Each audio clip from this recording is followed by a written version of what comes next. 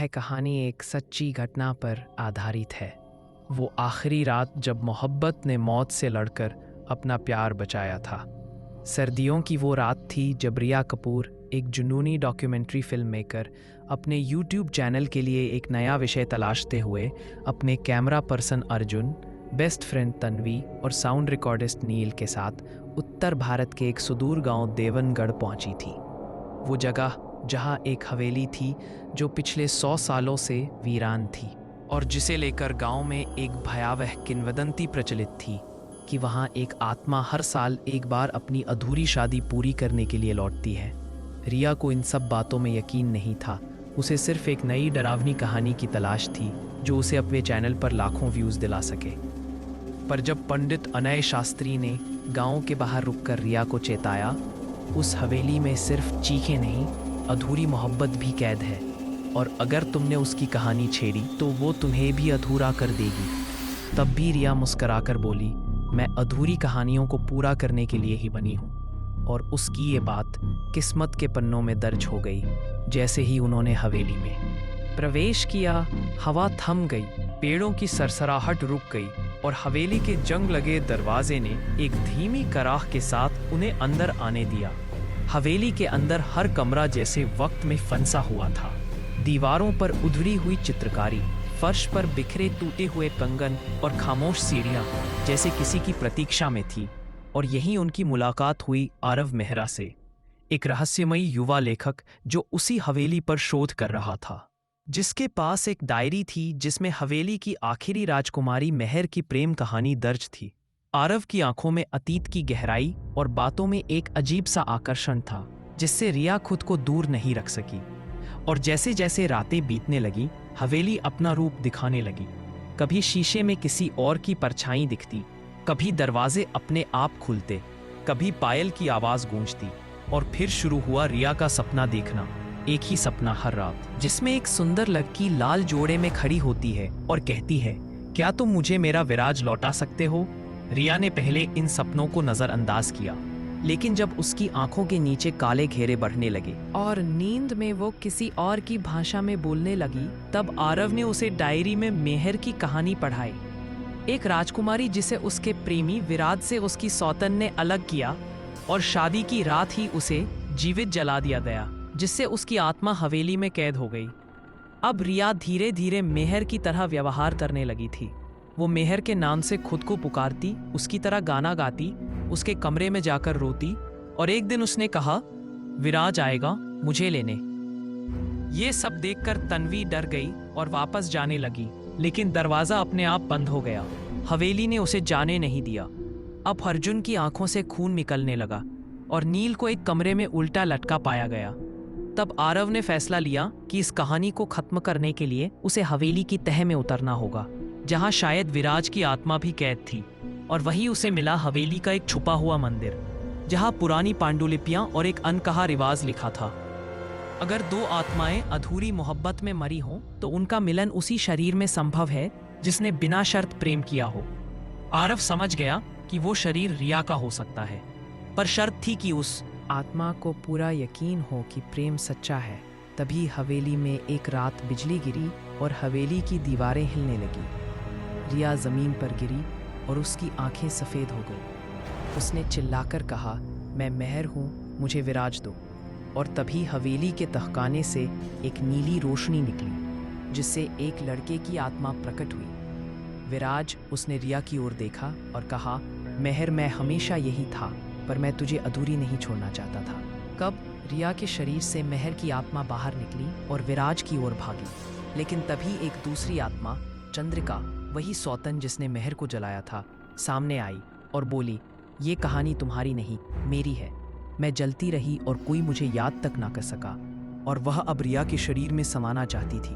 तभी आरव ने आगे आकर कहा, अगर तुम मोहब्बत को जलन से हारने दोगी तो फिर कोई प्रेमी कभी अपने प्रेम को छू नहीं पाएगा।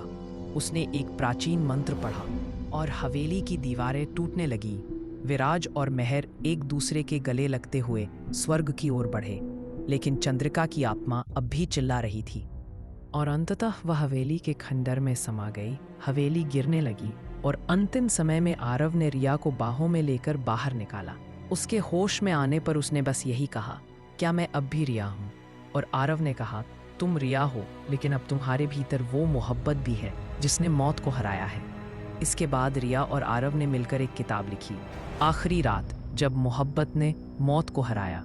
और आज 4 साल बाद भी जब कोई उस हवेली की ओर देखता है तो वहाँ कोई चीख नहीं सुनाई देती, बस एक धीमी सी हवा चलती है, जैसे कोई कह रहा हो, मैं पूरी हो गई। उसी किताब को पढ़कर एक नई लड़की अन्वी चौहान, जो एक मनोविज्ञान की छात्रा थी और दिल्ली में रहती थी, अचानक अजीब सपने देखने लगती है, जिसमें वो खुद को उसी हवेली में खड़ी पाती है, लाल जोड़े में, और कोई उसे पुकार रहा होता है, अन्वी, मुझे छोड़कर मत जाना। इस चीज़ का भरा जाती है और रिया और आरव से संपर्क करती है। जब अन्वी ने उन्हें बताया कि वो सपने हद से ज्यादा हकीकत लगते हैं और हर रात उसे कोई छूने की कोशिश करता है, एक परछाई जो कभी विराज जैसी लगती है, कभी कोई और, तब रिया और आरव को समझ आया कि शायद हवेली का कोई हिस्सा अब भी सक्रिय है और एक आत्मा अब भी अधूरी है। आरव ने उस डायरी को दोबारा खोला जिसमें मेहर की कहानी थी और पाया कि एक हिस्सा अब तक अधूरा था। चंद्रिका की छोटी बहन वैशाली, जो तब सिर्फ 12 साल की थी, उसने सब देखा था और हवेली के खंडहर में मर गई थी। उसकी आत्मा कभी बोली नहीं, पर अब वो एक नए शरीर, अन्वी, में समाने की कोशिश कर रही थी। आरव, रिया और अन्वी तीनों अब फिर से देवगढ़ लौटे। हवेली अब पूरी तरह खंडहर बन चुकी थी, लेकिन हवाओं में वही नमी और सरसराहट थी। वहां पहुंचते ही अन्वी की हालत बिगड़ने लगी और उसने कहना शुरू किया, दीदी, तुमने मुझे क्यों छोड़ा था? तब पता चला कि वैशाली की आत्मा अब भी वही थी और वो अपनी बहन चंद्रिका से एक जवाब चाहती थी। तभी हवेली के पुराने शीशे में एक चेहरा दिखा, सकी। तब आरव ने उन दोनों की आत्माओं का सामना करवाया और रिया ने मंत्रों के माध्यम से वैशाली को शांति दी। अन्वी जमीन पर गिरी, लेकिन उसकी सांसें चलती रहीं और जब वो उठी उसने कहा, मैं अन्वी हूं और अब पूरी तरह से। हवेली फिर से शांत हो गई और अंततः देवनगढ़ की हवेली पूरी तरह मुक्त हो गई, इस बार सच में पूरी तरह। और एक बार फिर रिया ने कहा, कभी कभी एक कहानी का अंत ही अगली कहानी की शुरुआत होता है। जानना चाहते हैं कि आगे क्या होता है, तो ये कहानी अभी खत्म नहीं हुई।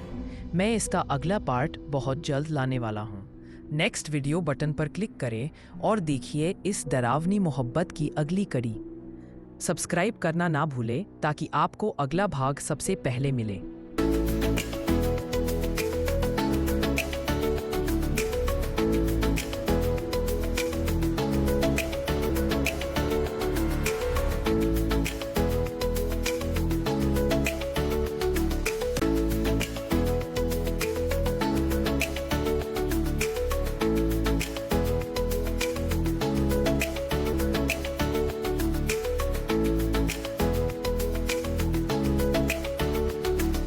हेलो दोस्तों, मैं डीप माइंड चैनल से बोल रहा हूँ। मैं आपको ये बताना चाहता हूँ कि मेरी पूरी वीडियो एआई जनरेटेड नहीं है। इसमें सिर्फ मैंने वॉइस और इमेज एआई से बनाई है। बाकी पूरी वीडियो में जो एडिटिंग है और जो स्क्रिप्ट है वो पूरी मेरी है। और आपको ये वीडियो कैसी लगी कमेंट में जरूर बताएं। और अगर कहानी दिल पे छू गई हो तो लाइक और शेयर और सब्सक्राइब जरूर कर दें। धन्यवाद। हेलो दोस्तों, मैं डीप माइंड चैनल से बोल रहा हूँ। मैं आपको ये बताना चाहता हूँ कि मेरी पूरी वीडियो एआई जनरेटेड नहीं है। इसमें सिर्फ मैंने वॉइस और इमेज एआई से बनाई है। बाकी पूरी वीडियो में जो एडिटिंग है और जो स्क्रिप्ट है वो पूरी मेरी है। और आपको ये वीडियो कैसी लगी कमेंट में जरूर बताएं। और अगर कहानी दिल पे छू गई हो तो लाइक और शेयर और सब्सक्राइब जरूर कर दें। धन्यवाद।